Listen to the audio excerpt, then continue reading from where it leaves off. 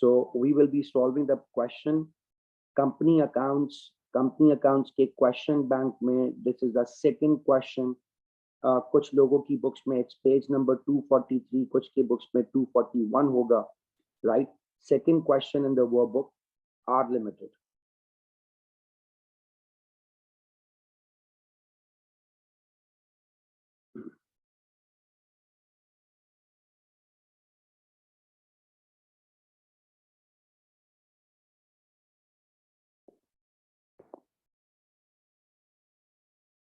All right, guys. Without the delay, let's move on and let's start with the work, everyone. We are solving a question, R Limited. Let's begin with the work. R Limited provided the following information at 30th June 2018. These balances are given to us on 30th June 2018. इसका मतलब financial year end पर these balances are given to us. These are the closing balances of 30th June 2018. These will become opening balances for the next financial year. तो हमारा जो next financial year है वो start कब हो रहा है? Sir, it's starting on 1st July 2018. इसका मतलब हमें जो अकाउंटिंग करनी है वो 1st जुलाई 2018 से लेकर 30th जून 2019 की अकाउंटिंग करनी है. This is our relevant financial year, starting with 1st July 2018 and ending on 30th June 2019. This is our relevant financial year. 1st July 2018 से लेकर 30th June 2019 तक.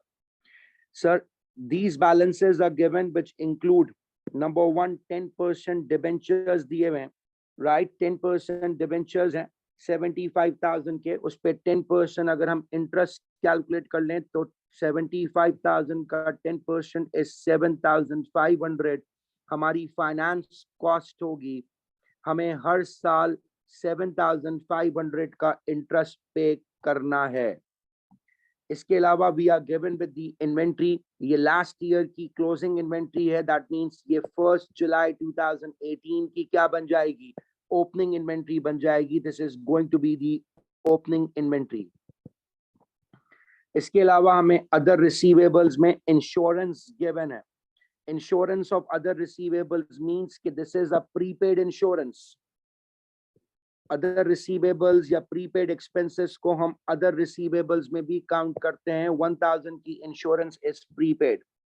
अदर पेबल्स में इलेक्ट्रिसिटी एक्सपेंस दिया हुआ है. इलेक्ट्रिसिटी एक्सपेंस का मतलब, other pebbles का मतलब this is accrued expense, this is outstanding expense. and the prepaid expenses and accrued expenses are given to us at start of the financial year, beginning of the financial year. तो याद रखिएगा कि जो opening prepaid expenses होते हैं उन्हें हम अपने एक्सपेंसेस में ऐड करते हैं. क्लोजिंग ओपनिंग अक्रूड एक्सपेंसेस को हम अपने एक्सपेंसेस में से माइनस करते हैं, या फिर आप लेजर अकाउंट बनाकर भी एक्सपेंसेस के फाइंड आउट कर सकते हो.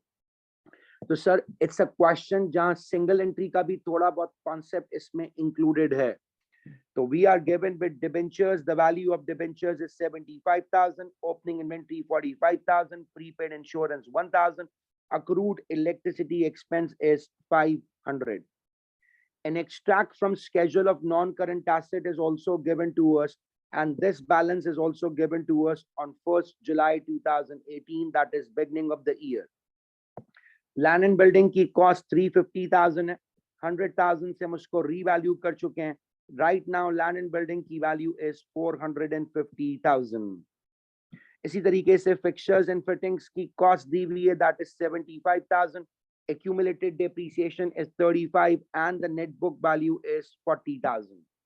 Motor vehicles की cost given है, that is 200,000. Depreciation is 50,000 and the net book value is 150,000. Right, kids? So these are the non-current assets details given to us at the beginning of the year. The company lost all its accounting records as a result of computer virus, but was able to provide the following summary of its receipts and payment for the year ended 30th June 2019. Examiner ने बताया कि हमने computer virus की वजह से, एक particular computer virus की वजह से we have lost all our accounting records, हमारे तमाम अकाउंटिंग रिकॉर्ड्स जाया हो चुके हैं. We have lost all our accounting records, but the company is able to provide the summary of receipts and payment account. Receipts and payment का मतलब होता है बैंक एंड कैश की डिटेल्स हमारे पास अवेलेबल हैं.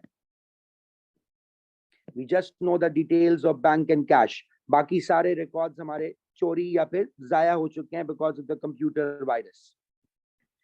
यहाँ पर हमें bank and cash account examiner ने प्रोड्यूस करके दिया हुआ है. Already we are given with bank and cash account. This bank and cash account include takings bank. हमने बैंक में जो पैसे डिपॉजिट किए हैं, टेकिंग्स का मतलब होता है सेल्स. जो सेल्स का अमाउंट हमने बैंक में डिपॉजिट किया है, इट्स 260,000. इसके अलावा पेमेंट्स में हमने परचेजेस के लिए पेमेंट्स की हैं, that is 135,000. Insurance is an expense, उसके लिए पेमेंट की है. Motor vehicle expenses are already expenses. Wages and salaries is also our expense. Electricity expense is also our expense. Motor vehicle purchase की है, that is our non current asset.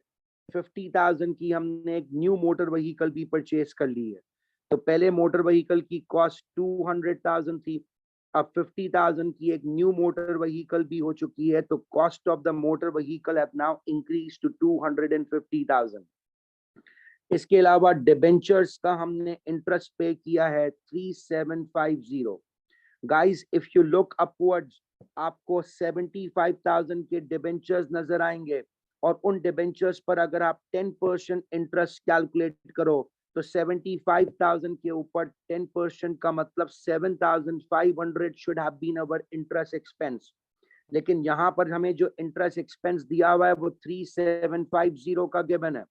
इसका मतलब अगर 75,000 के डिबेंचर्स पर हम 10% इंटरेस्ट कैलकुलेट करें तो 75,000 का 10% मीन्स 7,500. हमारी फाइनेंस कॉस्ट, हमारा इंटरेस्ट एक्सपेंस 7,500 का होना चाहिए था, लेकिन यहाँ पर जो इंटरेस्ट गिवन है वो 3750 का गिवन है. इसका मतलब एक्सपेंस तो टोटल 7,500 का है, बट इस एक्सपेंस में से हमने सिर्फ पे कितना किया हुआ है? Sir, we have only paid 3750. जो इंटरेस्ट हमने पे किया है वो सिर्फ 3750 का पे किया है. तो रिमेनिंग इंटरेस्ट अनपेड है. कितना इंटरेस्ट अनपेड है? 3750 का इंटरेस्ट अनपेड भी है. तो एक्सपेंस में हम पूरा इंटरेस्ट चार्ज करेंगे, that is 7,500, out of which 3750 हमने पे कर दिया है, which we can see in the bank account as well. और remaining 3750 unpaid है, that means this is going to be a part of our current liability. इस interest को हमें अपनी करंट लाइबिलिटी में भी इंक्लूड करना पड़ेगा. Right kids? उसके बाद एग्जामिनर कह रहा है all the receipts and payment were through the bank account. सारी हमने रिसीट्स एंड पेमेंट बैंक से कैरी आउट की हैं. इसका मतलब ये जो रिसीट्स एंड पेमेंट की हमें डिटेल्स दी हुई हैं, that is only relating to the bank account. ये एग्जामिनर ने हमें बैंक अकाउंट बनाकर दिया हुआ है, बैंक अकाउंट प्रोवाइड किया हुआ है. This is the bank account and all these receipts and payment were made through the bank account. All sales and purchases were on cash basis. हमारी सारी सेल्स कैश बेसिस पर है. इसका मतलब this is our total sales. कोई credit sales वगैरह नहीं है. This is our total sales. हमारी सारी परचेजेस जो हैं वो कैश बेसिस पर हैं. इसका मतलब this is our total purchases.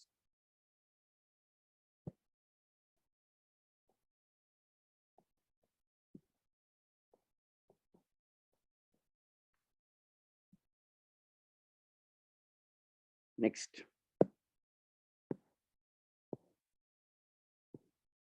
The company depreciation policy is fixtures and fittings per we need to charge 10% per annum using reducing balance method. Reducing balance method का मतलब net book value पर हमें percentage charge करनी है. Fixtures and fittings की net book value दी हुई है 40,000. Starting में हमने कोई फिक्सचर खरीदा भी नहीं है, कोई फिक्सचर्स बेचे भी नहीं है.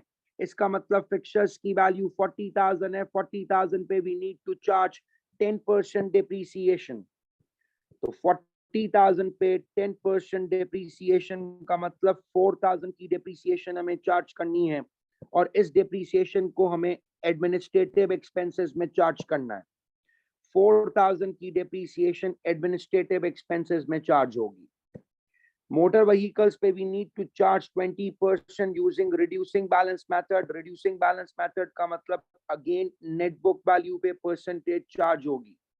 सर मोटर व्हीकल की कॉस्ट पहले 200,000 थी, 50,000 की हमने न्यू मोटर व्हीकल परचेज कर ली, तो नाउ द कॉस्ट इज 250,000. पुरानी डेप्रिसिएशन वही 50,000 है. तो what is the net book value? Sir the net book value of the motor vehicles are now 200,000. 200,000 के ऊपर हमें क्या करनी है? डेप्रिसिएशन चार्ज करनी है. We will be charging the depreciation on motor vehicle at 200,000 because the new cost of motor vehicle is now 250,000. Depreciation is 50,000. So what is the net book value? The net book value is 200,000. या फिर आप ये भी कर सकते थे कि पुरानी नेट बुक वैल्यू 150 थी, हमने 50,000 का नया मोटर व्हीकल परचेज कर लिया, तो now the value of motor vehicle is 200,000. 200,000 पे 20% डेप्रिसिएशन का मतलब हमें 40,000 की डेप्रिसिएशन चार्ज करनी है और इस 40,000 की डेप्रिसिएशन को हम डिस्ट्रीब्यूशन एक्सपेंसेस के अंदर चार्ज करेंगे. We will be charging this depreciation in distribution cost. Are we clear, guys? Is there any confusion, any problem regarding this? तो एडमिनिस्ट्रेटिव एक्सपेंसेस में 4,000 की डेप्रिसिएशन है. Relating to fixtures and fittings, motor vehicles की depreciation 40,000 है और this depreciation needs to be charged in the distribution cost. Land and building के ऊपर हमें कोई depreciation charge करने की जरूरत नहीं है. सर land and building के ऊपर कोई depreciation नहीं है. Fixtures and fittings and motor vehicle की depreciation हम find out कर चुके हैं.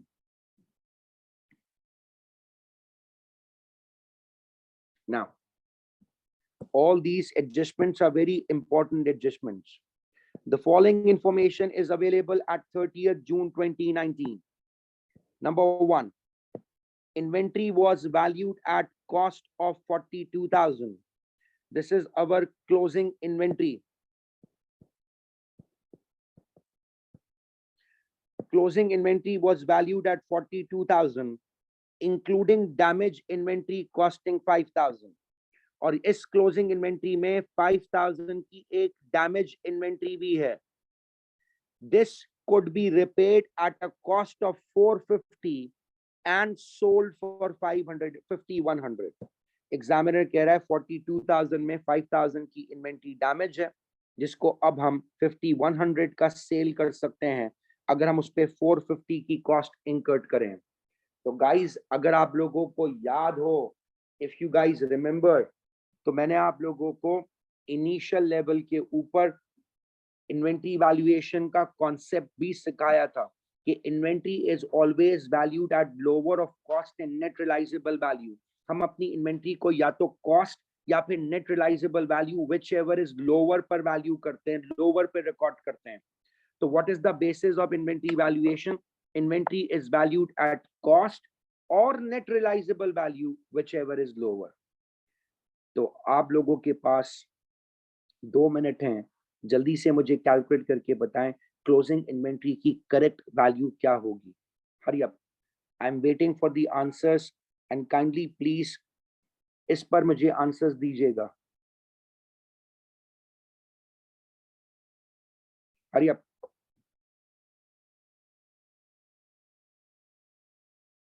Hurry up, everyone.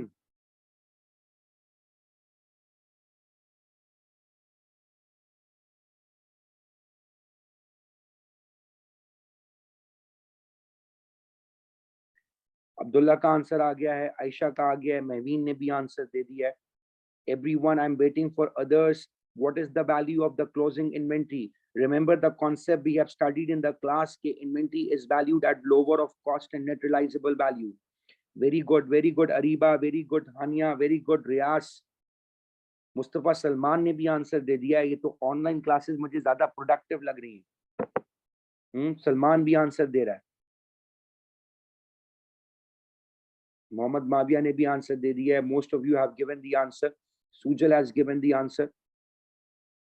Ahmad Tabba ने भी आंसर दे दिया. It's like complete fraud online classes. That's why it's a complete fraud because I know everybody is just cheating the answers, nothing else.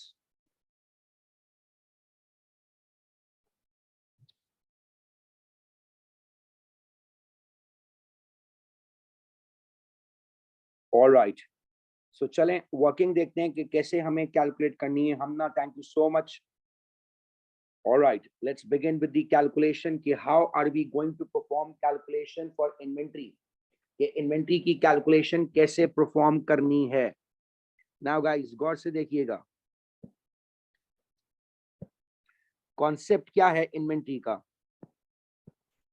Inventory का concept है कि inventory is valued at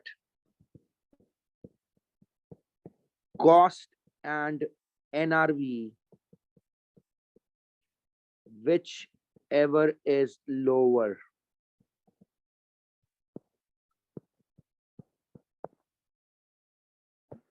Inventory is valued at lower of cost and net realizable value, whichever is lower. हमें inventory की cost दी हुई है examiner ने कि the total cost of inventory given to us is 42,000, right? We are given with the valuation of inventory and it is given at 42,000.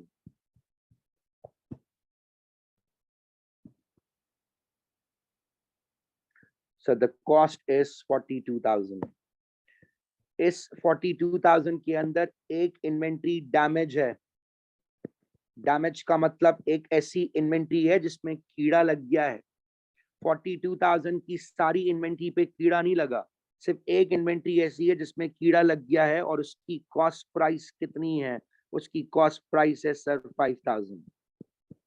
तो what is the value of remaining inventory.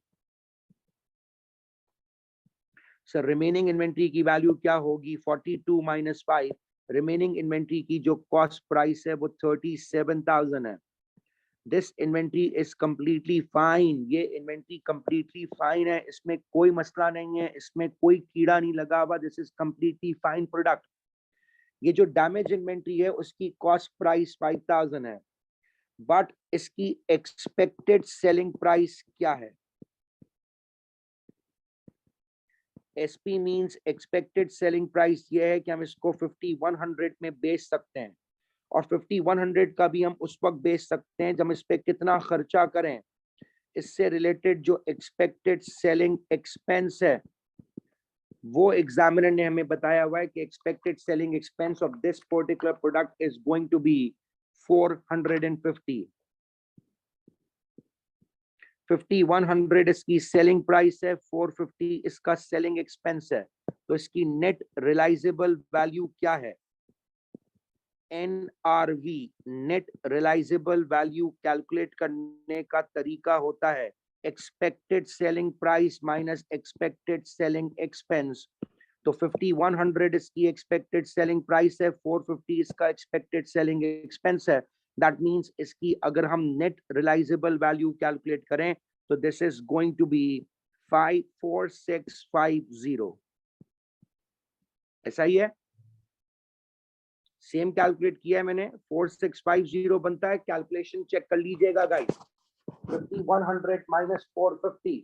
So what is the net realizable value of this inventory? Expected selling price minus expected selling expense. The net realizable value of the inventory is 4650. 5100 minus 450, it's 4650. इसका मतलब इसकी अब जो cost है वो ज्यादा है और एनआरवी कम है. कॉस्ट की वैल्यू ज्यादा है, एनआरवी की वैल्यू कम है. तो अब हम अपनी इन्वेंट्री को कॉस्ट प्राइस पे रिकॉर्ड नहीं कर सकते. हम अपनी इन्वेंट्री को नेट रियलाइजेबल वैल्यू पे रिकॉर्ड करेंगे और जो रिमेनिंग इन्वेंट्री है वो अपनी कॉस्ट प्राइस पे रिकॉर्ड होगी। तो 4750 plus 37,000, what is going to be the total value of inventory? The total value of inventory is going to be 37,000 plus 4650, that is 41,650. तो जो लोग कैलकुलेट नहीं कर सके थे चेक कर लीजिएगा। This is the concept of inventory valuation कि inventory is valued at lower of cost and net realisable value. Cost 5,000 है, नेट रियलाइजेबल वैल्यू 4650 है। कॉस्ट पे रिकॉर्ड नहीं कर सकते, एनआरवी पे रिकॉर्ड करेंगे। रिमेनिंग इन्वेंट्री 37,000 की है, this is 4650, the total value is 41,650।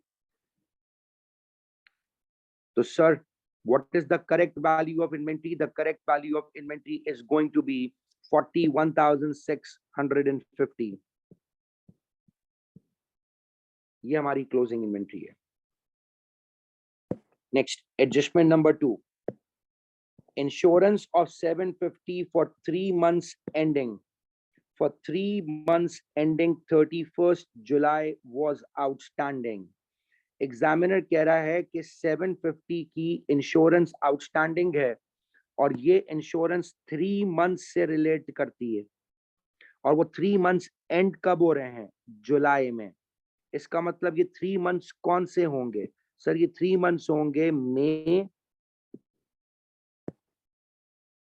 these 3 months would be May, June and July. These are the 3 months.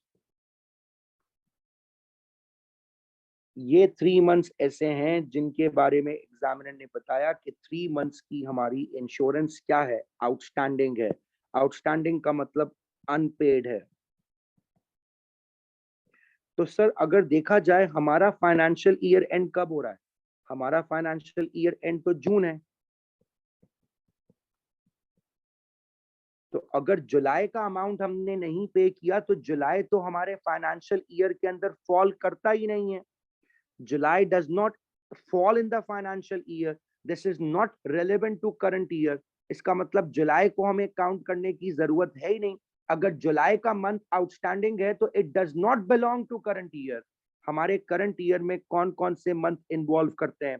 Sir हमारे करंट मंथ में सिर्फ मई और जून इन्वॉल्व करता है। तो हमें सिर्फ कौन से मंथ की अमाउंट को रिलेट करना है? सर मई और जून का मंथ आउटस्टैंडिंग है। जुलाई does not fall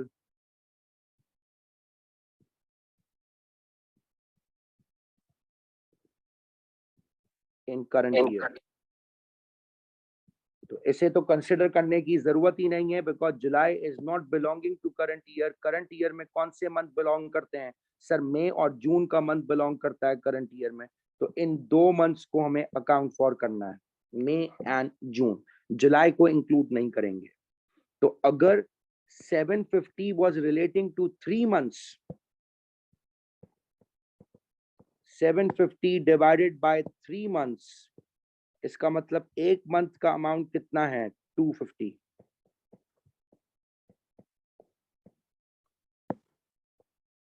एक मंथ का अमाउंट कितना है? 250। कितने मंथ्स का आउटस्टैंडिंग है? 2 मंथ्स का अमाउंट आउटस्टैंडिंग है। तो 250 multiply by 2 months, 500 is outstanding, 500 is owing।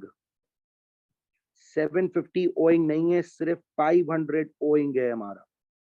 तो इंश्योरेंस का ईयर एंड पर 500 का अमाउंट owing है, आउटस्टैंडिंग है। स्टार्टिंग ऑफ द ईयर में देखो, insurance was given as prepaid. Insurance prepaid दी हुई थी स्टार्टिंग में। तो हम एक काम करते हैं, यहाँ पर इंश्योरेंस का अकाउंट बना लेते हैं क्योंकि ओपनिंग एंड क्लोजिंग दोनों में एडजस्टमेंट है। स्टार्टिंग में इंश्योरेंस प्रीपेड है, प्रीपेड एसेट होता है। ओपनिंग बैलेंस किस साइड पर आएगा? डेबिट साइड पर। तो प्रीपेड इंश्योरेंस का ओपनिंग बैलेंस कितना दिया हुआ है? It's given as 1000।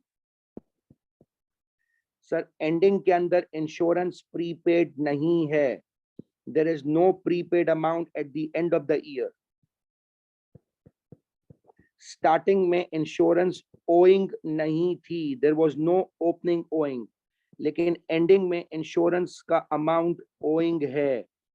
Owing is a liability, brought down balance credit पर आता है, लेकिन स्टार्टिंग में कोई ओइंग नहीं था, एंडिंग में ओइंग है बैलेंस इंश्योरेंस का। कितना ओइंग है? 500। बैंक अकाउंट में जाकर देखें हमने इंश्योरेंस के लिए कितना अमाउंट पे किया है। सर हमने 12,000 का अमाउंट इंश्योरेंस के लिए पे किया है। बैंक क्रेडिट, इंश्योरेंस डेबिट, हमने 12,000 का अमाउंट बैंक में पे किया है। तो नाउ वी कैन कैलकुलेट कि इनकम स्टेटमेंट में कितना अमाउंट चार्ज किया जाएगा। How much amount of expense we need to charge in the income statement. Income statement में कितनी इंश्योरेंस हम चार्ज करेंगे? It's going to be 1,000 plus 12,000 plus 500, तो टोटल मिलाकर 13,500 का अमाउंट हमें इनकम स्टेटमेंट में चार्ज करना है।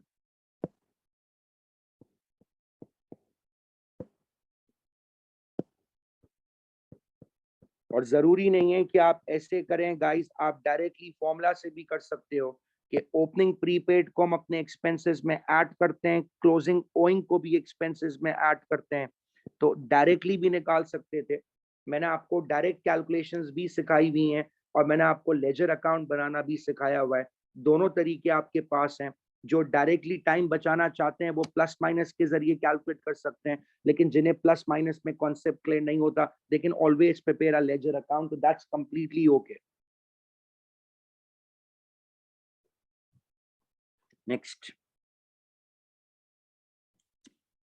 पॉइंट नंबर 3 भी बड़ा इंपॉर्टेंट पॉइंट है guys, very important point relating to point number 3। Electricity expenses included, electricity expenses included $600 for 3 months ending 31st August 2019। Examiner कह रहा है कि जो इलेक्ट्रिसिटी एक्सपेंस हमने पे किया है 600 का, वो हमने अगस्त तक पे कर दिया है। अगस्त का मतलब एडवांस में पे कर दिया है।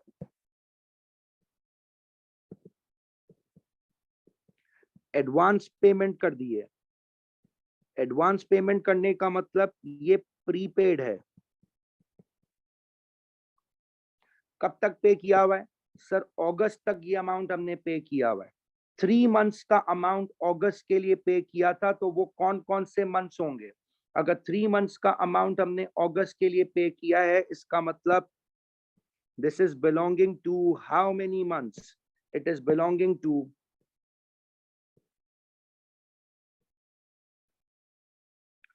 जून, जुलाई एंड अगस्त। ये 3 महीनों का अमाउंट हमने एडवांस में पे किया है। अब सर इसमें अगर आप गौर से देखें तो जून हमारे फाइनेंशियल ईयर के अंदर फॉल करता है, ये हमारे करंट ईयर को बिलोंग करता है। जुलाई और अगस्त करंट ईयर को बिलोंग नहीं करते, इसका मतलब 2 महीने का अमाउंट हमने क्या किया है? एडवांस में पे किया है। हमने 3 महीने का अमाउंट एडवांस में पे नहीं किया, हमने 2 महीने का अमाउंट एडवांस में पे किया है, क्योंकि जून क्या कर रहा है? जून करंट ईयर को बिलोंग करता है।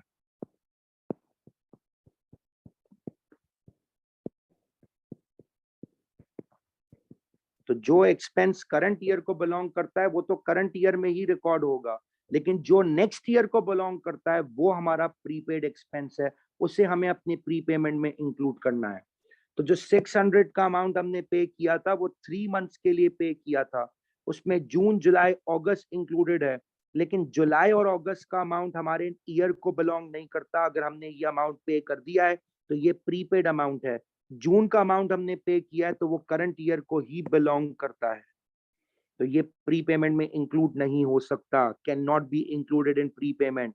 जो एक्सपेंस आपने नेक्स्ट ईयर के लिए पे किया है वही हमारा प्रीपेड एक्सपेंस है। तो sir 600 was paid for 3 months, इसका मतलब पर मंथ अमाउंट कितना है? 200। कितने मंथ्स का प्रीपेड है? सर 2 मंथ्स का अमाउंट प्रीपेड है, तो 200 multiplied by 2 months, that makes how much? 400 is prepaid. 600 prepaid नहीं है। कितना अमाउंट प्रीपेड है सर? 400 का अमाउंट प्रीपेड है। 600 3 मंथ्स के लिए था, एक महीने का अमाउंट कितना आ गया? $200। जुलाई और अगस्त का अमाउंट प्रीपेड है, इसका मतलब 400 इज प्रीपेड। तो स्टार्टिंग में देखें, स्टार्टिंग ऑफ द ईयर के अंदर भी हमें एग्जामिनर ने कहा था कि इलेक्ट्रिसिटी हमारे पास अक्रूड है, और ईयर एंड पर एग्जामिनर कह रहा है कि इलेक्ट्रिसिटी क्या है? प्रीपेड है। डायरेक्ट कैलकुलेट करना चाहें डायरेक्ट कैलकुलेट कर सकते हैं, इलेक्ट्रिसिटी का अकाउंट बनाना चाहें अकाउंट बना लें। अकाउंट बनाने में आपका 1-2 मिनट ज्यादा लगेगा, लेकिन अगर आपको डायरेक्ट कैलकुलेशन करने में प्रॉब्लम होती है तो guys this is the only best possible method जिसके जरिए आप कर सकते हो। Electricity starting of the year में प्रीपेड नहीं थी। स्टार्टिंग ऑफ द ईयर में इलेक्ट्रिसिटी वाज ओइंग। ओइंग क्यों सर? बिकॉज अदर पेबल्स में दिया हुआ था electricity expense was other payable. Other payable का मतलब it was accrued expense. Other receivables का मतलब होता है कि वो प्रीपेड एक्सपेंस था। तो स्टार्टिंग ऑफ द ईयर में हमारे पास electricity expense was accrued by how much? 500। Accrued, owing, whatever the word you want to use. Year end पर एग्जामिनर ने बताया कि इलेक्ट्रिसिटी ओइंग नहीं है, कोई भी अमाउंट आउटस्टैंडिंग नहीं है, लेकिन ईयर एंड पर इलेक्ट्रिसिटी इज प्रीपेड। कितना अमाउंट प्रीपेड है? जुलाई एंड अगस्त का 2 महीने का अमाउंट प्रीपेड है। एक महीने का अमाउंट 200 था, 2 मंथ्स का अमाउंट कितना है? 400 is prepaid.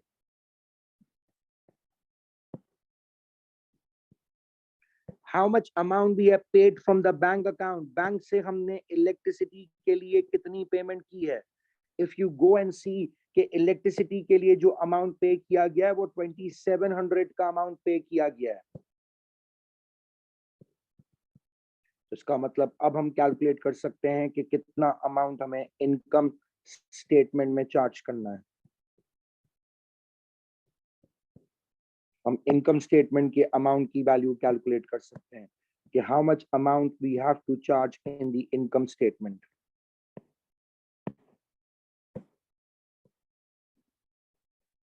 It's going to be 2700 minus 500 minus 400, that means 900 का अमाउंट हम माइनस कर रहे हैं। तो 2700 minus 900, that means we need to charge 1800 in our income statement.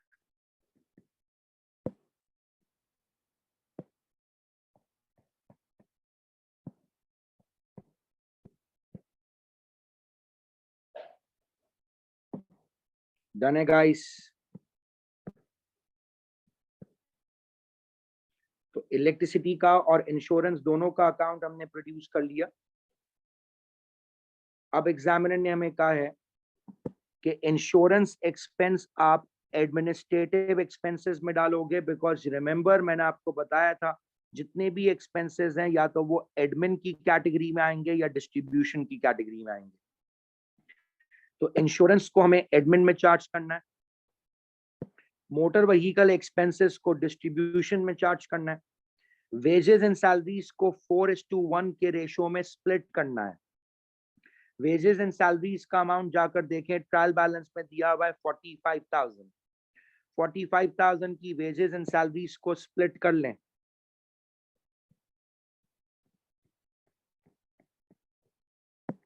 Four is to one में स्प्लिट करना है, दैट इज 4/5 and 1/5. 45,000 का 4/5 is 36,000 and 45,000 का 1/5 is 9,000. तो 36,000 का अमाउंट हमें कहां पर चार्ज करना है? डिस्ट्रीब्यूशन में। एंड 9,000 का अमाउंट हमें चार्ज करना है एडमिन में। और एग्जामिनर ने बताया कि इलेक्ट्रिसिटी को भी एडमिन में चार्ज करना है। तो एग्जामिनर ने हमें लेआउट बनाकर दिया हुआ है।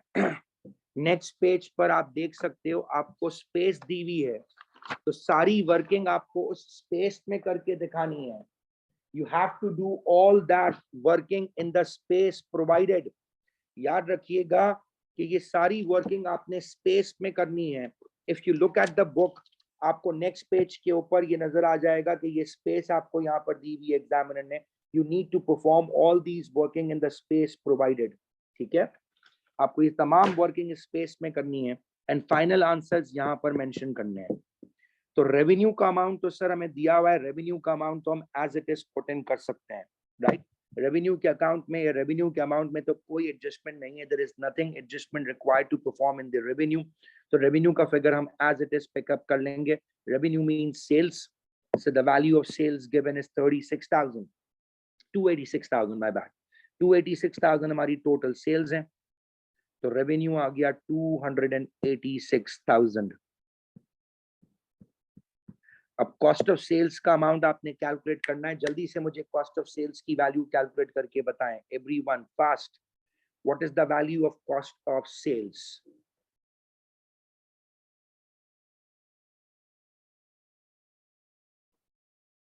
जल्दी guys, what is the value of cost of sales? Hurry up quick, I need the value of cost of sales. Cost of sales के लिए क्या करूंगा सर? मैं जो बैठे हुए हैं हाथ पे हाथ रखकर, तो उनको मैं गाइड कर रहा हूं कि कॉस्ट ऑफ सेल्स के लिए ओपनिंग इन्वेंट्री दी हुई है 45,000, right, this is the opening inventory. Purchases given है 135,000, क्लोजिंग इन्वेंट्री की वैल्यू आप कैलकुलेट कर चुके हो 41650। तो हानिया ने आंसर दे दिया, आयशा ने आंसर दे दिया, उस्मान फरीद का आंसर आ चुका है कि 138,350 is the cost of sales. The cost of sales is 138,350. तो जब हमारे पास सेल्स आ गई हैं, हमारे पास कॉस्ट ऑफ सेल्स भी आ गई हैं, तो अब हम ग्रॉस प्रॉफिट भी कैलकुलेट कर सकते हैं, दैट्स नथिंग न्यू। तो कैलकुलेट कर लो guys, what is the value of cost of sales? 147,650 is the value of cost of sales. Sir cost of sales की वैल्यू आ चुकी है 147,650। Now everyone calculate the value of admin expenses and distribution expenses. Admin expenses की value पहले हमें calculate करनी है, और admin expenses में कौन कौन से expenses आएंगे? इंश्योरेंस आएगी एडमिन में, वेजेस का 9,000 का अमाउंट एडमिन में आएगा, इलेक्ट्रिसिटी एडमिन के अंदर आएगी। तो जल्दी से जरा एडमिन एक्सपेंसेस कैलकुलेट कर लें। हानिया, डेप्रीसिएशन भी इंक्लूड करनी है एडमिन में, डेप्रीसिएशन भी इंक्लूड करनी है एडमिन में। 28,300 बोल रहे हैं सब लोग एडमिन एक्सपेंसेस, चलें ठीक है, डेप्रीसिएशन भी ऐड कर लिए उसमें, राइट जी, कर लिए sir, okay. 28,300 is the value of admin expenses. Distribution cost 86,000 बोल रहे हैं, मेवीन, Sujal, everyone is saying 86,000.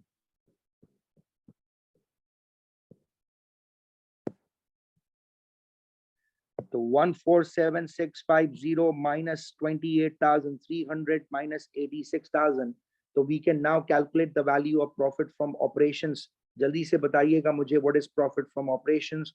Maveen says it's 33350. Is it guys? Is it 33350? Yes. What about finance cost? What is the finance cost guys? Yes, 3750 नहीं लेना finance cost. बच्चे क्या करते हैं, by mistake ये ले लेते हैं डिबेंचर इंटरेस्ट। भाई ये पे किया है, एक्सपेंस ये नहीं है, एक्सपेंस 7,500 है, पूरा इंटरेस्ट चार्ज होगा 7,500 का। तो what is profit for the year? Yes guys, 33350 minus 7,500, what is profit for the year? 25,850।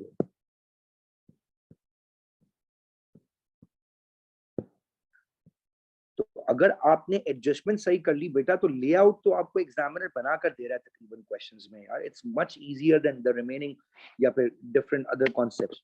और इसमें कंपनी अकाउंट्स क्या है? कुछ भी नहीं है इसमें, इसमें तो सिंगल एंट्री टाइप का क्वेश्चन है ये। और ये सारी वर्किंग आपने यहाँ पे करनी है, ठीक है, you need to do all these workings over here. आपको बताना है कि वर्किंग में कॉस्ट ऑफ सेल्स मैंने कैसे कैलकुलेट किया है। आपको बताना है कि कॉस्ट ऑफ सेल्स के अलावा एडमिनिस्ट्रेटिव एक्सपेंसेस मैंने कैसे कैलकुलेट किए हैं। आपको बताना है डिस्ट्रीब्यूशन कॉस्ट कैसे आई है। आपको बताना है कि फाइनेंस कॉस्ट कैसे आई है। इस वर्किंग के भी नंबर हैं, टोटल मिलाकर 17 मार्क्स का ये क्वेश्चन है guys. The total number of marks are 17. So you need to show each and every working overhead. On the face of income statement, you just need to put in the values, and overhead you need to perform the main working.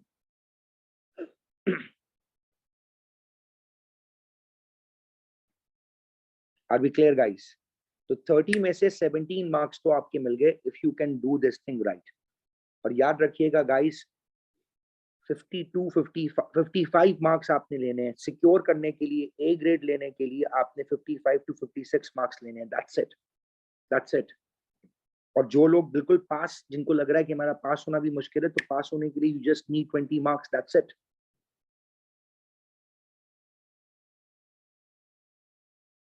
चले, next question आ गया, theoretical question है guys.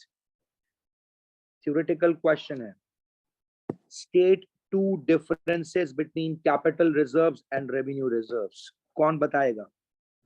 Capital reserves and revenue reserves के differences कौन बताएगा? Yes. No, Aisha, revenue reserves are distributable reserves. Capital reserves are undistributable reserves.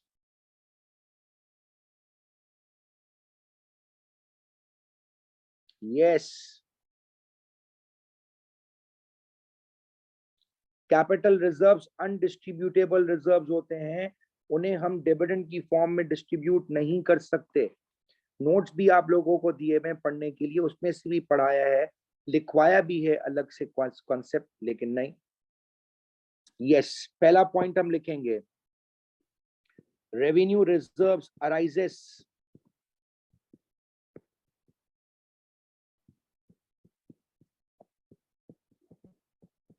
arises from profit or trading activities.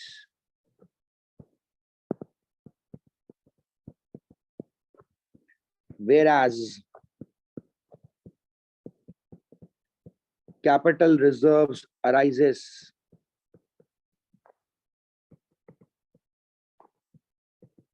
from non-trading activities of the company.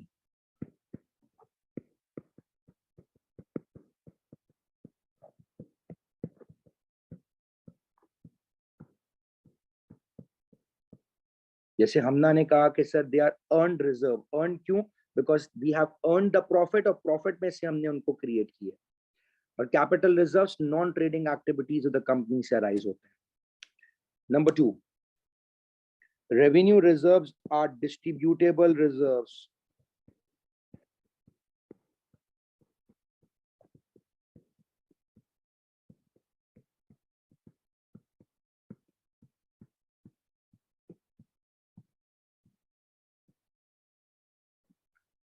Which means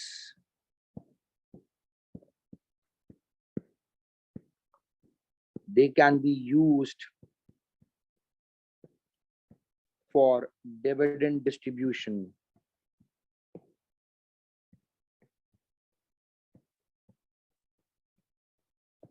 Whereas capital reserves are undistributable reserves.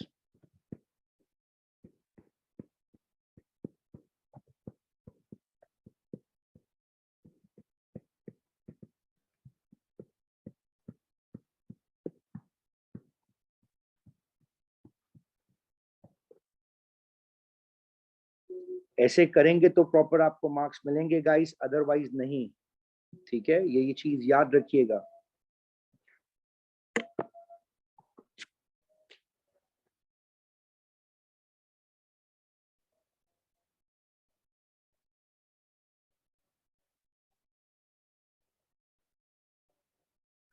अजान break ले लेते हैं 1 minute का guys, just a minute, अजान break.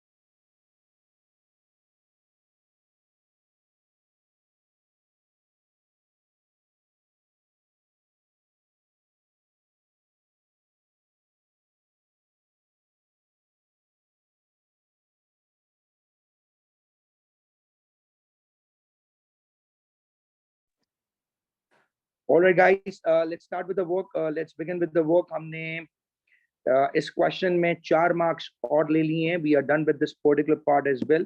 Let's move on to the next part. Next part theoretical part है और आप देखें इसके 5 नंबर हैं. मैंने एक मॉडल आंसर बनाया हुआ है इसका, ताकि आप लोगों को आइडिया हो जाए कि आंसर देना कैसे है. राइट जब भी इस तरह के ऑप्शंस वाले क्वेश्चंस आते हैं, ऑप्शंस वाले क्वेश्चंस में, जैसे कि एग्जांपल के तौर पे ये पर्टिकुलर क्वेश्चन 5 मार्क्स का है, 2 ऑप्शंस दिए हुए हैं. क्या कहता है एग्जामिनर, जरा पढ़ लेते हैं. R Limited is planning to acquire a new building at a cost of 500,000 to expand its business. The directors are considering 2 options to finance this acquisition. The directors are considering 2 options. 2 options हमारे पास है. $500,000 का amount हमें चाहिए. हम ये amount shares issue करके भी race कर सकते हैं और डिबेंचर्स इशू करके भी रेस कर सकते हैं. अब इसके एग्जामिनर ने 5 मार्क्स दिए हुए. आपने पहले ऑप्शन नंबर 1 के लिए एटलीस्ट 2 पॉइंट डिस्कस करने. That is totally up to you कि आप दोनों एडवांटेज डिस्कस करते हो, दोनों डिसएडवांटेज डिस्कस करते हो, एक एडवांटेज एक disadvantage. That is totally up to you. उसके बाद ऑप्शन नंबर 2 में भी आपने 2 पॉइंट्स लिखने और 1 मार्क फिर आपका कंक्लूजन का होगा. तो पहले हमने लिखा कि अगर शेयर्स इशू होते हैं तो it will provide the company with permanent source of finance, क्योंकि शेयर कैपिटल का अमाउंट रीपे करने की जरूरत नहीं होती. This amount needs not to be repaid. So it will provide the company with permanent source of finance. No repayment is required.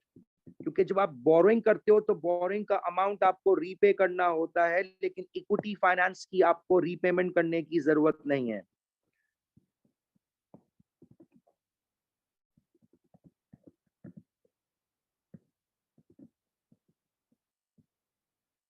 तो ये एक एडवांटेज है. लेकिन इससे डिसएडवांटेज ये होगा कि अगर आप शेयर्स इशू करोगे तो directors will lose control over the company. Existing share holders का, डायरेक्टर्स का कंपनी के ऊपर से कंट्रोल लूज हो जाएगा.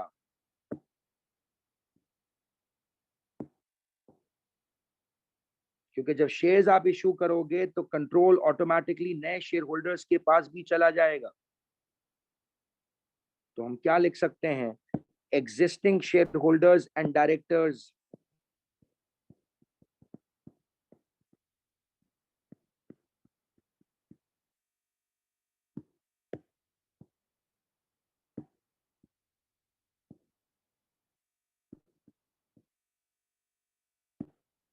existing shareholders and directors will lose control over the company. उनका कंट्रोल कम हो जाएगा. तो ये 2 पॉइंट्स लिख लिए. एक मैंने इसका एडवांटेज लिख दिया, बट जरूरी नहीं है कि आप इसमें एडवांटेज एंड डिसएडवांटेज दोनों लिखें, और एक मैंने इसका डिसएडवांटेज लिख दिया. उसके बाद मैं ऑप्शन नंबर 2 पे चला गया कि अगर पैसा हम डिबेंचर्स के थ्रू फाइनेंस कर रहे हैं तो मैंने लिखा the amount needs to be repaid. Also interest needs to be paid, which will decrease the profit. ये जो अमाउंट है ये हमें पे करना पड़ेगा. ये परमानेंट सोर्स ऑफ फाइनेंस नहीं है. It is not a permanent source of finance. The amount needs to be repaid. The interest needs to be paid, which will decrease profit.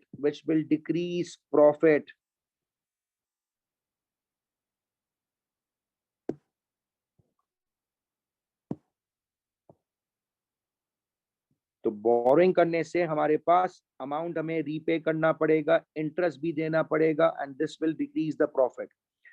इसके अलावा debenture holder will also require security और mortgage. जब हम boring करते हैं तो boring के case में हमें क्या देनी पड़ती है, हमें कोलैटरल सिक्योरिटी या मॉर्गेज भी देना पड़ता है.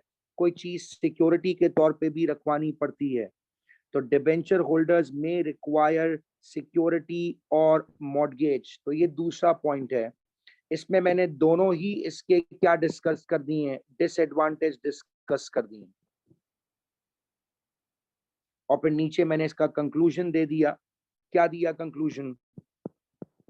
कि भाई शेयर्स इशू करके फाइनेंस रेस कर लो, क्योंकि उससे हमें फिक्स्ड इंटरेस्ट देने की जरूरत नहीं है, क्योंकि डिबेंचर्स में तो प्रॉफिट हो या लॉस हो, fixed rate of interest needs to be paid.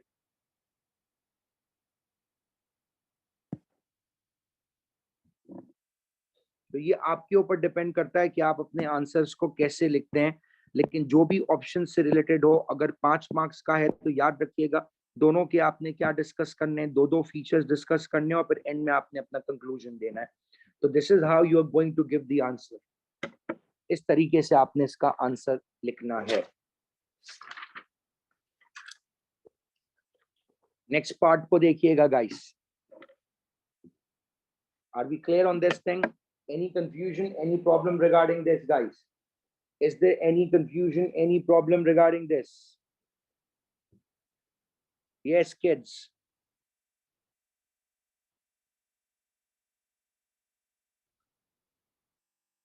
All right. Thank you so much. Thank you, guys. चलें next part पर आते हैं. Let's move on to the next part, everyone.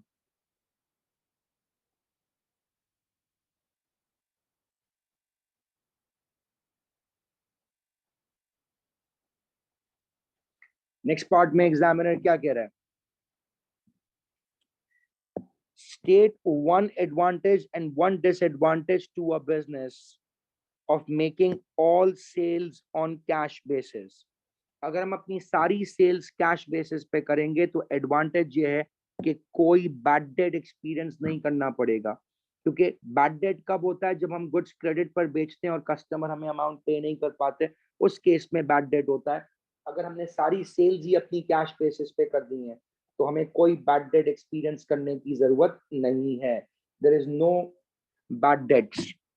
लेकिन इसका डिसएडवांटेज ये है कि जो आप कैश बेसिस पर गुड्स सेल आउट करते हो तो आपकी क्लाइंटेल कोई बहुत बड़ी नहीं होती, कस्टमर बेस बड़ी नहीं होती, आपकी लिमिटेड कस्टमर बेस रहती है। You have a limited customer base, this is a disadvantage. अब अगेन हमें बताना है one advantage and one disadvantage of making all purchases on cash basis. अगर हम कैश बेसिस पे गुड्स खरीदेंगे तो हम इस कंडीशन में होंगे, इस पावर में होंगे, हम अपने सप्लायर्स को सारा अमाउंट कैश में दे रहे होंगे, तो we can avail, may avail better trade discount,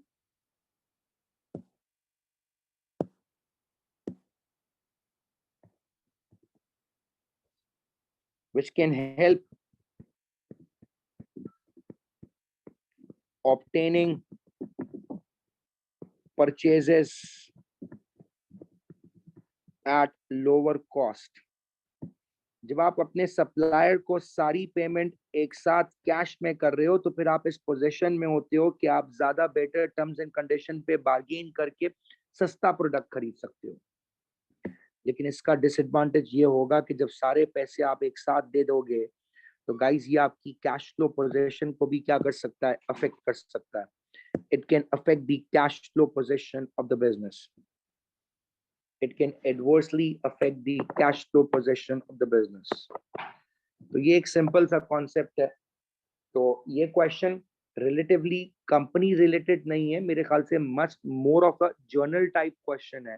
हाँ, डिबेंचर्स वगैरह का कॉन्सेप्ट इसमें था, लेकिन इसमें कोई भी शेयर्स रिलेटेड कॉन्सेप्ट नहीं है। ये बिल्कुल जनरलाइज टाइप का क्वेश्चन है। Let's move on to the next question guys. Next question की तरफ आएंगे। नेक्स्ट पेज पे जाइएगा। एस्टन पीएलसी के नाम से क्वेश्चन दिया हुआ होगा।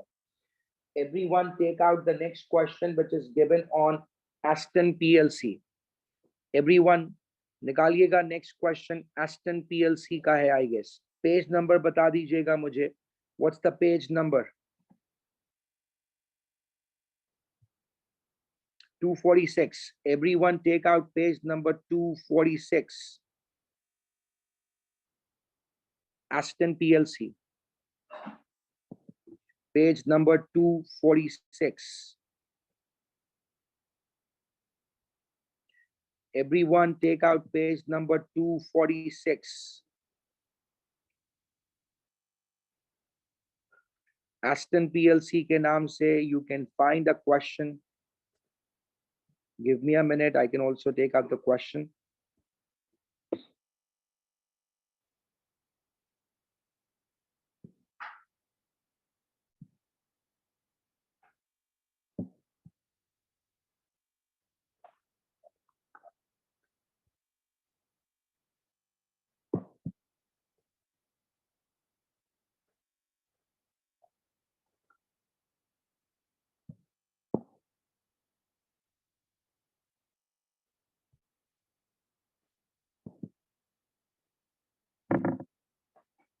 चलें guys, let's start with the work.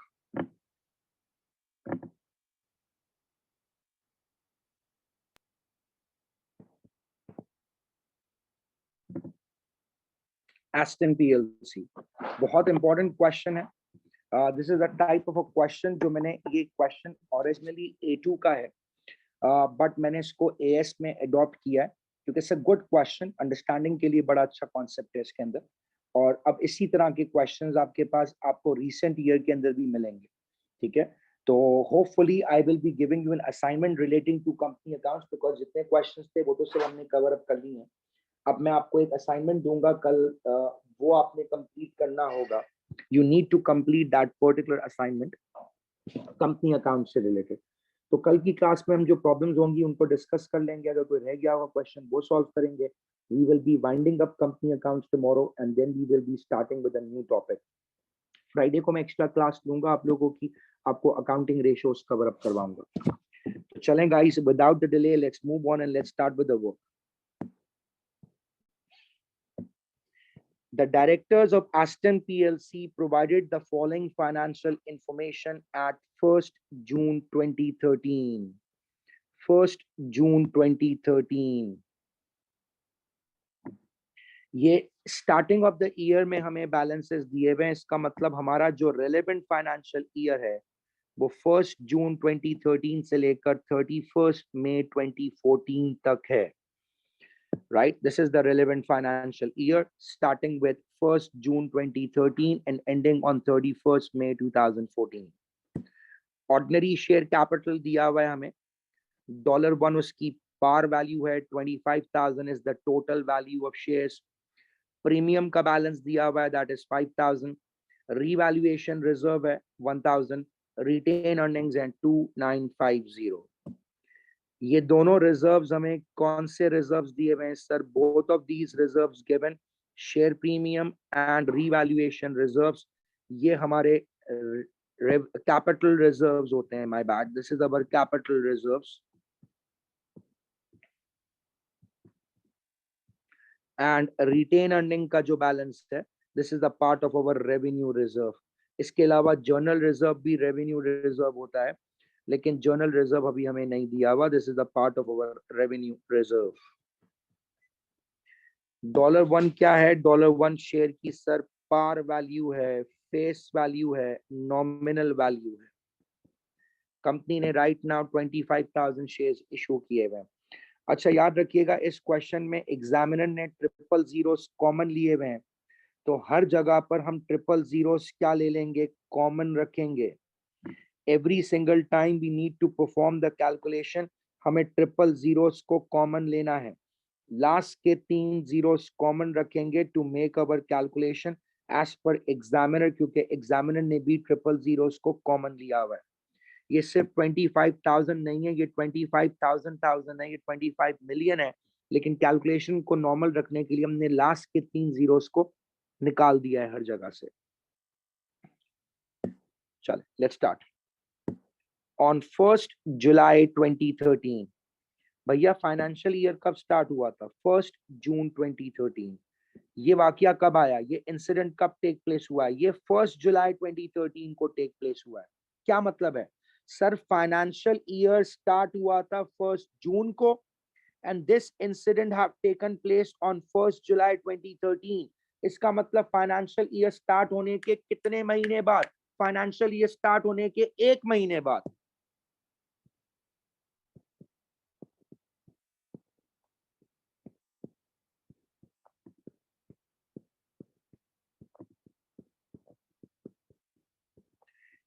Financial year start हुआ था जून में और ये इंसिडेंट जुलाई में टेक प्लेस हुआ. कंपनी ने 1800,000 8% डिबेंचर्स इशू किए.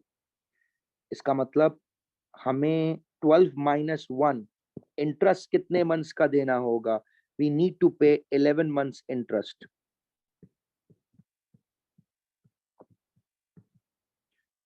बारह महीने का इंटरेस्ट नहीं देना होगा, हमें 11 मंथ्स का इंटरेस्ट देना होगा. तो अगर 11 मंथ्स का हम इंटरेस्ट कैलकुलेट करें, that is 1800 multiply by 8% multiply by 11 divided by 12 तो हम फाइनेंस कॉस्ट निकाल सकते हैं कि हमारी फाइनेंस कॉस्ट 11 मंथ्स की कितनी है. What is the finance cost guys? 1800 into 8% into 11 upon 12. Yes, जरा कैलकुलेट कीजिएगा. What is the finance cost? Yes, everyone calculate करके बताएं. 1800 into 0.08, that is 144 divided by 12 multiplied by 11. That means 132 is our finance cost.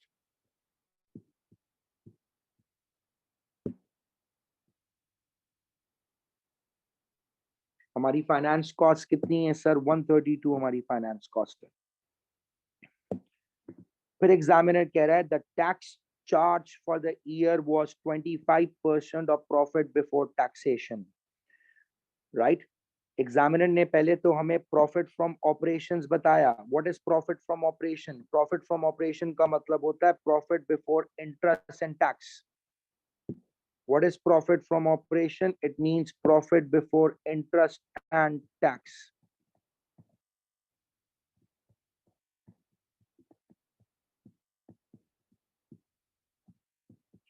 As के question में आपको कहीं पर भी टैक्स नजर नहीं आएगा क्योंकि ये क्वेश्चन A2 से अडॉप्टेड है, तो इसमें टैक्स भी इंक्लूडेड है कि जो टैक्स है that is 25% of profit before taxation. Examiner is asking us to prepare the income statement for the year. Guys, income statement हमें sales से नहीं बनाना. Right? ये चीज याद रखिएगा. We don't need to prepare the income statement starting from the sales. Sales से हमें income statement नहीं बनाना है.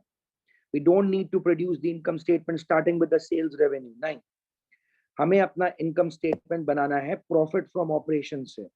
Profit from operation होता है profit after expenses. Sales minus cost of sales, gross profit minus operating expenses is profit from operation. अब जो profit from operation दिया हुआ है हमें उसमें से इंटरेस्ट और टैक्स माइनस करके profit for the year calculate करना है. तो एग्जामिनर ने ये नहीं कहा कि पूरा इनकम स्टेटमेंट बनाओ. भाई पूरा इनकम स्टेटमेंट बनाने की जरूरत ही नहीं है क्योंकि हमें क्या दिया हुआ है? हमें प्रॉफिट फ्रॉम ऑपरेशंस तो एग्जामिनर ने ऑलरेडी दिया हुआ है. हमें करना क्या है? हमें सिर्फ और सिर्फ प्रॉफिट फ्रॉम ऑपरेशंस के बाद प्रॉफिट फॉर द ईयर तक जाना है. तो let's do it. Let's prepare the income statement. आप लोगों के पास जगह नहीं होगी यहाँ पे क्वेश्चन की. नीचे यहाँ एम्प्टी स्पेस है, यहाँ सॉल्व कर लीजिएगा पहली रिक्वायरमेंट को. रिक्वायरमेंट नंबर 1 यहीं पर सॉल्व कर लें. नीचे जो स्पेस दी हुई है यहाँ पर इसको सॉल्व कर लीजिएगा. मैं यहाँ सॉल्व कर रहा हूँ. What is our profit from operations? Sir examiner ने हमें प्रॉफिट फ्रॉम ऑपरेशंस का फिगर दिया हुआ है. What is the value of profit from operations? Is 3752. तो प्रॉफिट फ्रॉम ऑपरेशन इज 3752. इसमें से हमें लेस करना है, less finance cost. Finance cost का मतलब इंटरेस्ट लेस करना है. वर्किंग हम ऑलरेडी कर चुके हैं. 1800 पर 8% इंटू 11 डिवाइडेड बाय 12. 11 महीने का इंटरेस्ट हमने कैलकुलेट किया था 132. 000 कॉमन है सारे. जिनको कॉमन लेने में प्रॉब्लम होती है वो पूरा पूरा लिख लें भाई, उनकी मर्जी है, कोई इशू नहीं है. फिर क्या कर सकते हैं? This is 3620. This is profit before tax.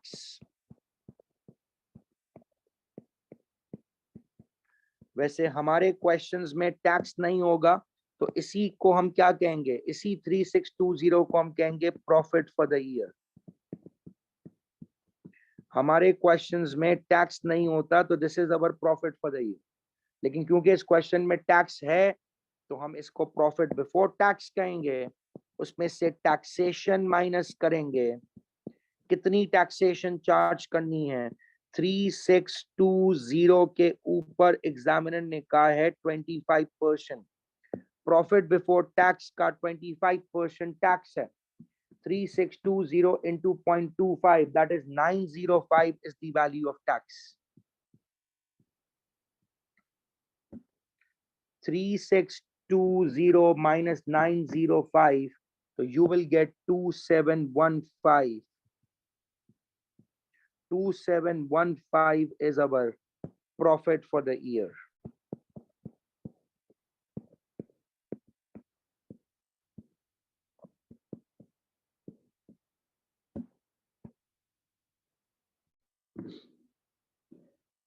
तो प्रॉफिट फ्रॉम ऑपरेशन से स्टार्ट करना था and profit for the year तक जाना था. प्रॉफिट फ्रॉम ऑपरेशंस का मतलब प्रॉफिट बिफोर इंटरेस्ट से स्टार्ट करना था. उसमें से हमने इंटरेस्ट माइनस कर दिया, फाइनेंस कॉस्ट माइनस कर दी, प्रॉफिट बिफोर टैक्स आ गया, टैक्सेशन माइनस कर दी. We got the profit for the year which is 2715.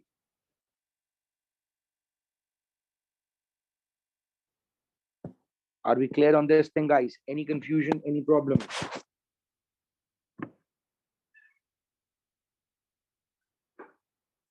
Yes, kids. Any confusion, any problem? Thank you so much, Aisha. Anything else, guys? All right. Keep it up, Maveen. Very good, Shabash.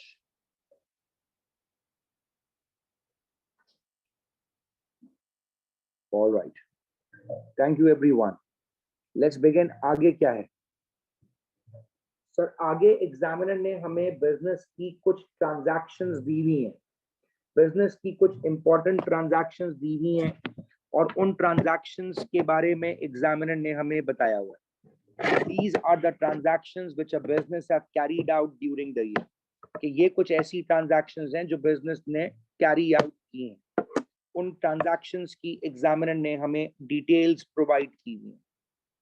If you look at the first transaction, अगर हम अपनी पहली transaction को देखें, just a minute, guys. All right. तो पहली transaction examiner ने हमें बताई हुई है कि the first transaction we have is कि 1 सितंबर को कंपनी ने फाइनल डिविडेंड दिया है रिलेटिंग टू प्रीवियस ईयर. ये प्रीवियस ईयर का प्रपोज डिविडेंड था जो कि हमने इस साल पे किया है 0.04 पर ordinary share.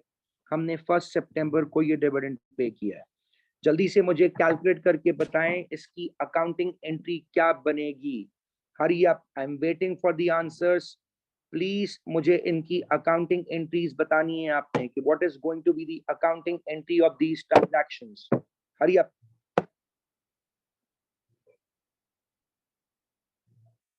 Hurry up. What is the accounting entry of this transaction? Aisha, excellent. Sir, accounting entry हम पास करेंगे. हम डिविडेंड दे रहे हैं 0.04 का. नंबर ऑफ शेयर्स कितने हैं? 25,000 शेयर्स हैं. तो 25,000 into $0.04, that means 1,000 का डिविडेंड दे रहे हैं. अकाउंटिंग एंट्री क्या बनेगी? अकाउंटिंग एंट्री बनती है जो हम डिविडेंड देते हैं तो dividends are paid out from retain earnings. Retain earning का बैलेंस कम हो जाता है. रिटेन अर्निंग रिजर्व है. रिटेन अर्निंग्स को डेबिट करेंगे और बैंक अकाउंट को क्रेडिट कर देंगे. तो अकाउंटिंग एंट्री बनेगी retain earnings debit by 1,000 and bank account credit by 1,000. देखें गाइस, एंट्रीज की रिक्वायरमेंट नहीं है लेकिन बहुत सारे क्वेश्चंस में रिक्वायरमेंट आती भी है. और जहां नहीं भी आती, statement of changes in equity बनाने के लिए रफ में एंट्री जरूर बनाया करें. इस क्वेश्चन में हमें statement of changes in equity बनाना है, बट एंट्रीज होंगी तो statement of changes in equity आराम से बन जाए. Next. On 1 October 2013, 5,000 ordinary shares of $1 each were issued at a premium of 0.10 per share. Shares की पार वैल्यू $1 है.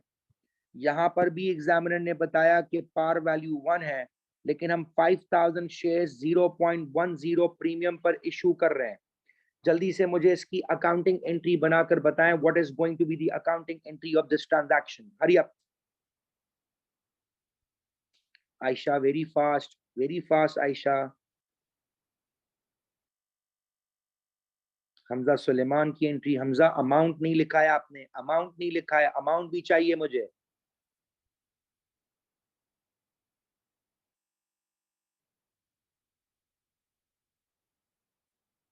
Yes yes kids.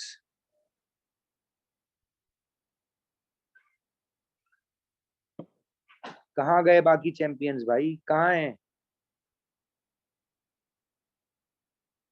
Aahil, Ahmad Shahzad, sorry Abdullah Shahzad, Areeba, गांची, हमना, मेवीन, शयान,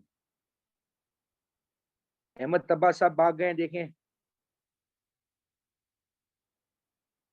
इकरा,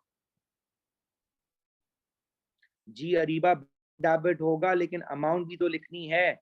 अमाउंट क्या है सर? हम शेयर्स इशू कर रहे हैं, अकाउंटिंग एंट्री क्या बनेगी? जो नंबर ऑफ शेयर्स हैं, पार वैल्यू 1 है, प्रीमियम 0.1 है, तो इसका मतलब 1 प्लस 0.1, एक सिंगल शेयर हम $1.1 पर इशू कर रहे हैं। हमारी इशू वैल्यू क्या है? 1.1 हमारी इशू वैल्यू है। एंट्री बनाएंगे हम, bank debit 5,000 into 1.1, that is 5,500। Ordinary share capital को क्रेडिट करेंगे 5,000 into 1, that is 5,000, एंड बाकी अमाउंट प्रीमियम में चला जाएगा। कितना अमाउंट प्रीमियम में जाएगा?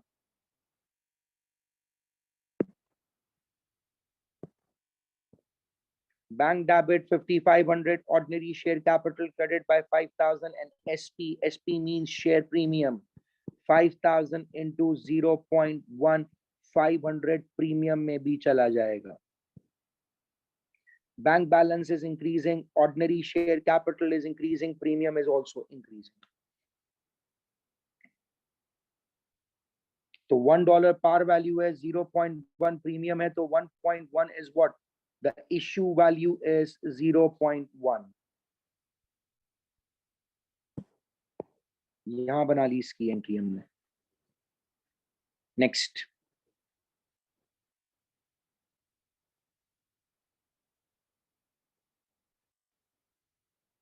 शयान क्लियर है? शयान आतिफ क्लियर है कि कैसे बनाई है मैंने ये entry? Alright, next. On 1st November a right issue, right issue क्या होता है? कौन बताएगा? what is right issue? On 1st November 2013 a right issue was made. Yes, who is going to tell me what is right issue? पैसों के बदले share दो। Existing share holders को पैसों के बदले शेयर्स तो देंगे, लेकिन सिर्फ एग्जिस्टिंग शेयर होल्डर्स के पास ये ऑप्शन है कि उन्हें हमने अगेंस्ट कैश कंसिडरेशन नए शेयर्स इशू किए हैं। तो what is right issue? Right issue का मतलब होता है where the existing share holders are issued with additional shares against cash consideration. तो कंपनी ने कहा है कि जिनके पास 5 ऑर्डिनरी शेयर्स हैं उन्हें एक नया शेयर मिलेगा $1 पे। पार वैल्यू पर ही कंपनी शेयर इशू कर रही है। तो जल्दी से इसकी जरा एंट्री बनाकर बताएं कि एंट्री क्या बनेगी। Hurry up, what is going to be the accounting entry? Very good Aisha, excellent, keep it up.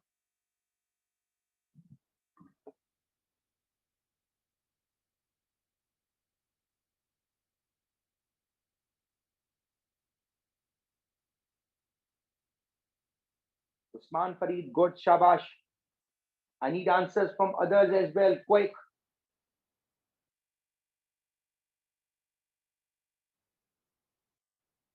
Hurry up, hurry up, hurry up. I need answers. Answers, guys, quick. Excellent. Shabash, Hania, very good. Meveen, good, keep it up. बस 3-4 लोग हैं यही answer दे रहे हैं।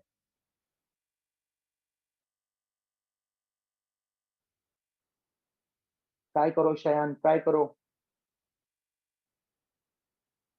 चलो, गांची का भी answer आया है, अरीबा का भी आंसर आ चुका है। शयान, अमाउंट भी चाहिए। अमाउंट कौन मेंशन करेगा? अमाउंट नहीं लिखा है आपने।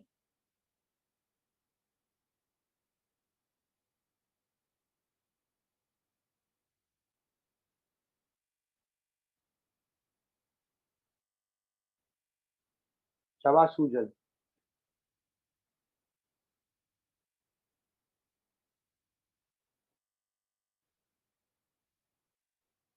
चलें एंट्रीज बनाते हैं गाइस।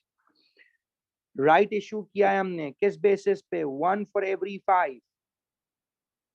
कितने शेयर्स थे पहले? 25। फिर कितने शेयर्स इशू किए? 5। तो 25,000 शेयर्स पहले थे, 5,000 शेयर्स हमने और इशू कर दिए, टोटल मिलाकर 30,000 शेयर्स हैं।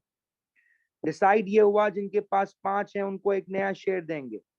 तो 30,000 डिवाइडेड बाय 5 मल्टीप्लाई बाय 1, इसका मतलब the company will issue 6,000 new shares. Entry क्या बनेगी? Bank debit 6,000 shares into the par value of $1. Ordinary share capital, OSC ordinary share capital credit by 6,000 into the par value of $1. That is 6,000. So bank debit, ordinary share capital credit, right issue. Next, this was transaction number 1. This is transaction number 2. This was transaction number 3. This is now transaction number 4. On first swap, land was revalued at 7,500. ऊपर देखें land की value थी 6,000, अब हमने उसको 7,500 पे revalue किया है। क्या एंट्री बनेगी guys? What is going to be the accounting entry? Aisha amount गलत बताया है आपने, अमाउंट गलत है। Look at the amount, land ऊपर दिया हुआ है ऑलरेडी 6,000 का। आयशा लैंड की वैल्यू ऑलरेडी 6,000 है तो उसको 7,500 से रीवैल्यू नहीं करना, इंक्रीज कितना आया है उससे एंट्री बनानी है।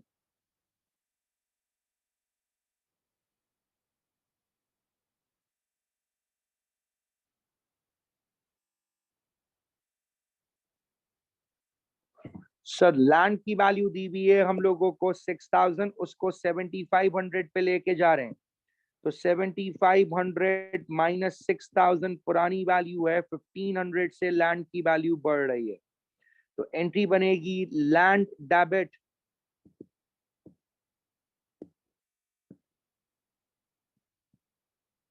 land debit by 1,500 and RR means revaluation reserve credit by 1,500. Land debit revaluation reserve credit.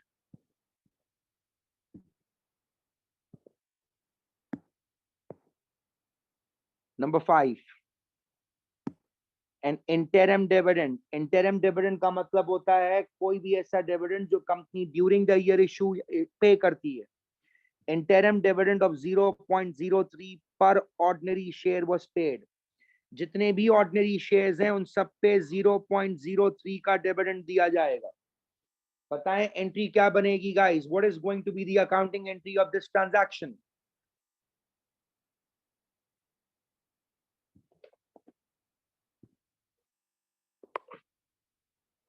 Hari up everyone.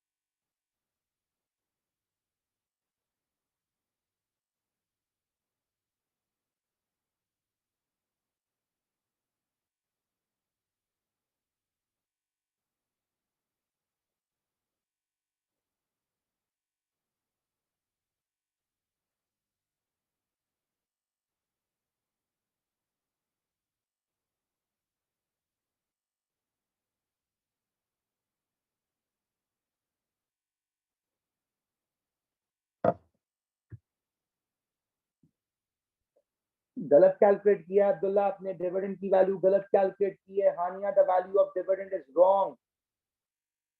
Muawiya का आंसर ठीक है। पहले शेयर्स काउंट करें कि शेयर्स कितने बनते हैं। सर इनिशियली 25,000 शेयर्स थे, उसके बाद कंपनी ने 5000 शेयर्स और इशू किए और फिर 6000 शेयर्स और इशू किए। तो 25,000 शेयर्स पहले थे, फिर 5000 शेयर्स और आ गए, फिर 6000 शेयर्स और आ गए। तो टोटल मिलाकर कंपनी के पास राइट नाउ टोटल 36,000 शेयर्स हैं। 36,000 इंटू 0.03, तो जो डिविडेंड की वैल्यू बनती है वो बनती है 1080। तो एंट्री बनेगी retain earnings debit by 1080 and bank account credit by 1080। Retain earnings debit and bank account credit. This is transaction number 5.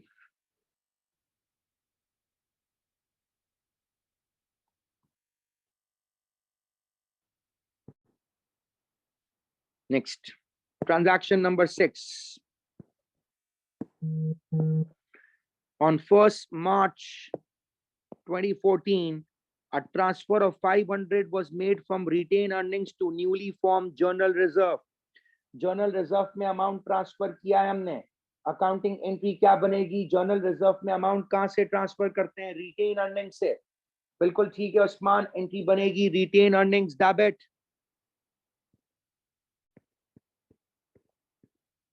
Retain earnings debit by 500 and general reserve credit by 500. Retain earnings का balance कम हो रहा है 500 से, general reserve का balance is increasing by 500. Retain earnings debit, journal reserve credit. Number 7. On 1st April, directors proposed a final dividend for the year 50% higher than the previous year. Previous year का dividend था 0.04. इस साल हमने उनको 50% ज्यादा दिया है, that is 0.02. तो हर शेयर पे डिविडेंड इज 0.06। कंपनी के पास टोटल 36,000 शेयर्स हैं into 0.06. So the value of dividend is 36,000 into 0.06 is 2160. क्या एंट्री बनाएंगे guys? What is going to be the accounting entry for transaction number 7? Transaction number 7 की accounting entries बताएं guys. What is the accounting entry for transaction number 7?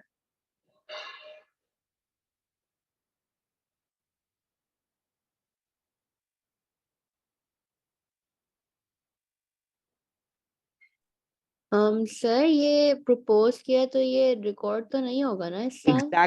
Exactly sir, ये proposed है, proposed और जो proposed dividend होता है वो current year में नहीं नेक्स्ट ईयर में रिकॉर्ड होता है।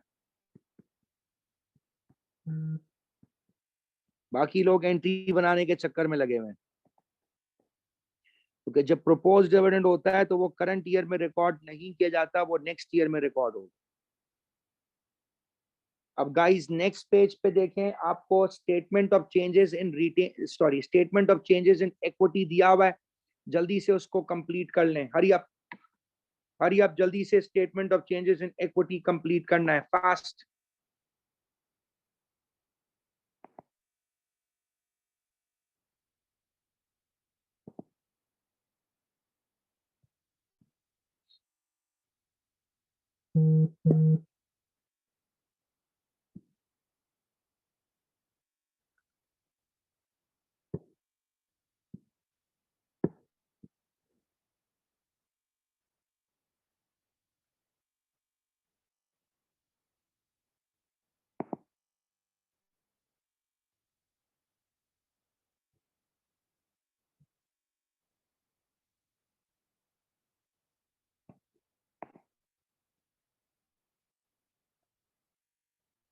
चलें गाइस, एंट्रीज हमने सारी बना ली हैं। What we need to do is कि we need to prepare the statement of changes in equity. Sir statement of changes in equity में पहले तो ओपनिंग बैलेंसेस आ जाएंगे which is 25,000, share premium is 5,000, revaluation reserve 1,000, general reserve पे कोई balance नहीं है, retain earnings 2950 and the total is 33,950।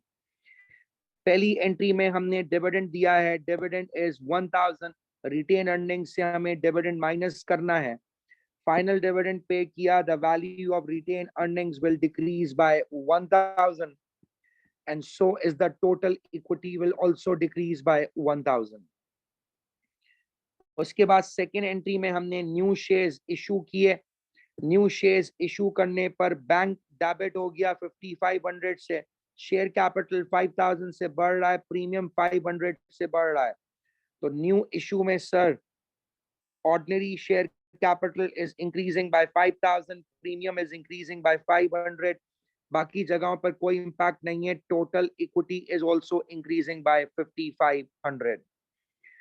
फिर हमने राइट इशू किया, राइट इशू के वक्त शेयर कैपिटल 6000 से बढ़ गया है, प्रीमियम नहीं आया था इसमें कुछ भी, तो राइट इशू में शेयर कैपिटल 6000 से बढ़ गया, बाकी जगहों पे कोई इंपैक्ट नहीं है, total will also increase by 6000.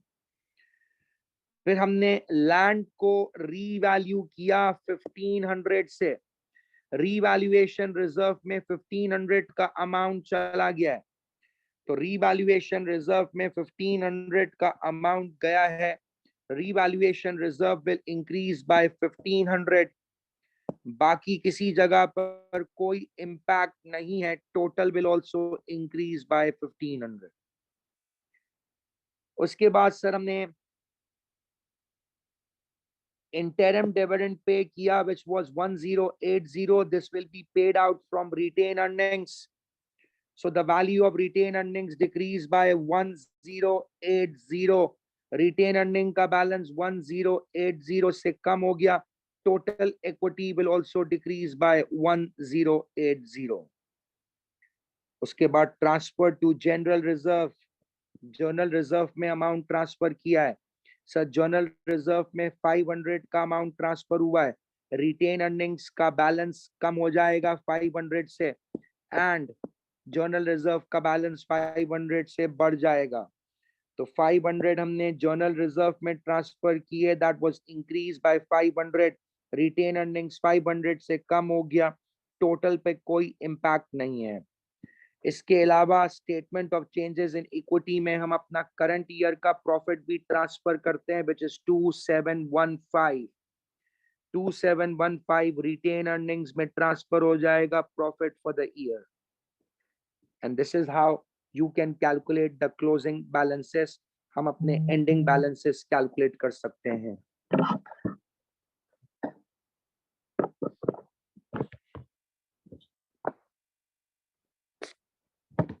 This is the way we need to produce the statement of changes in equity.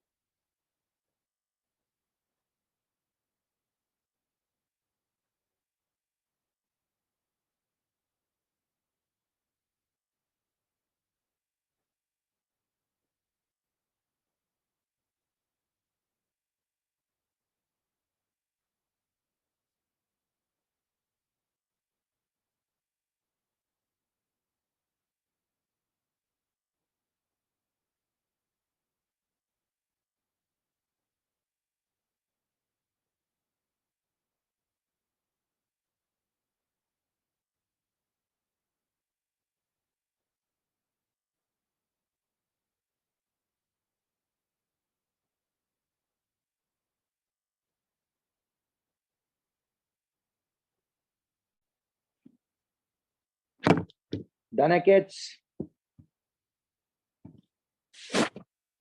Yes, guys. कर लिया सब लोगों ने statement of changes in equity? Done है? That's great. चलो next part देखते हैं. इसका next part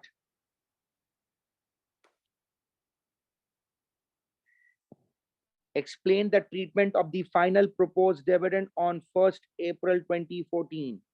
Proposed dividend का treatment क्या था? आयशा ने जैसे बताया था कि sir proposed dividend is not recorded in the current year, it is to be adjusted in the next financial year.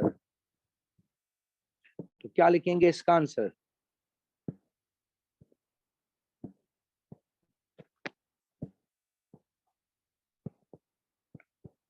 proposed dividends of current year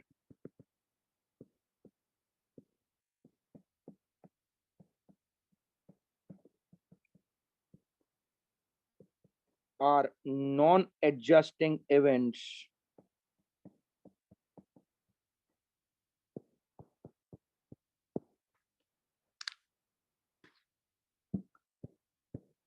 which are not adjusted in current year,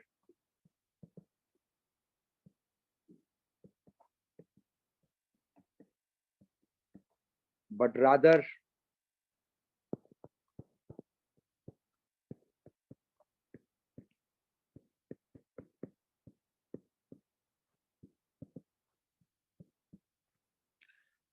are adjusted in next financial year.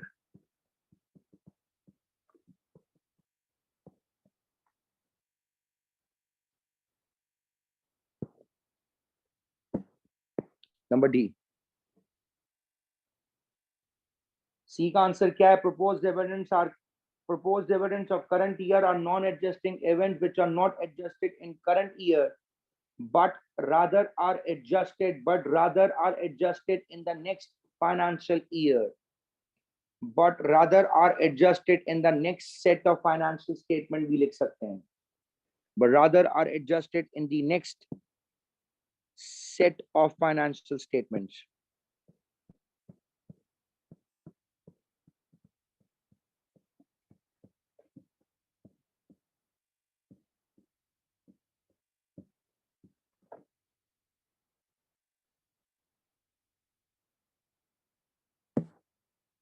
Next requirement पर आइएगा guys.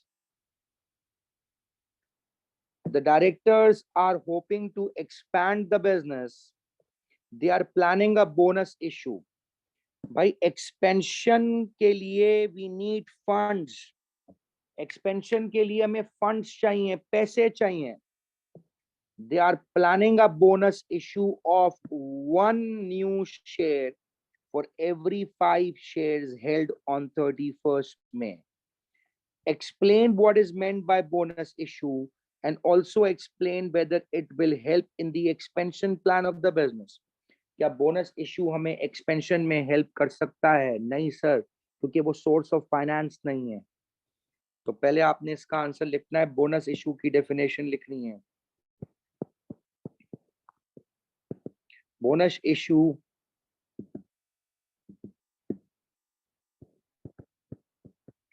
is issue of share capital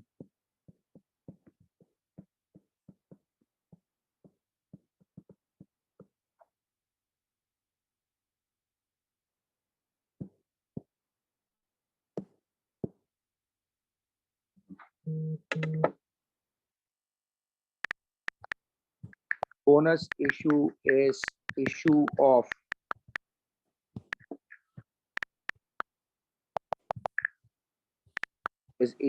share capital to existing shareholders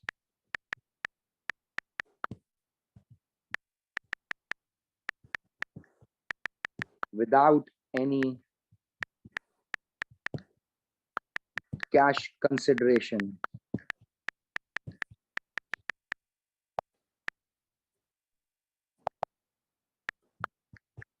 It is not a source of finance.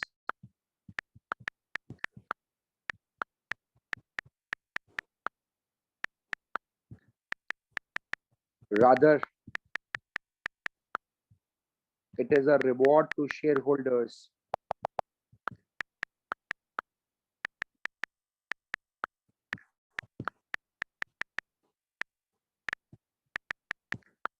which is financed through reserve.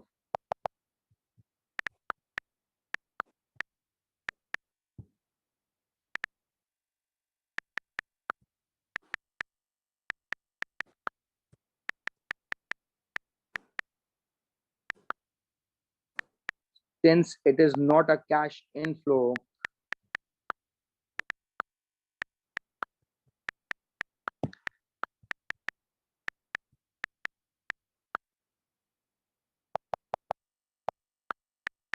since it is not a cash inflow, it will not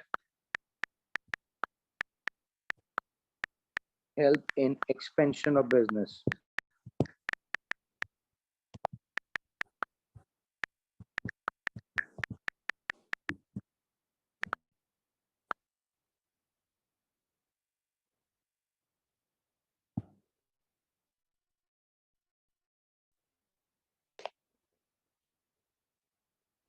Clear, guys?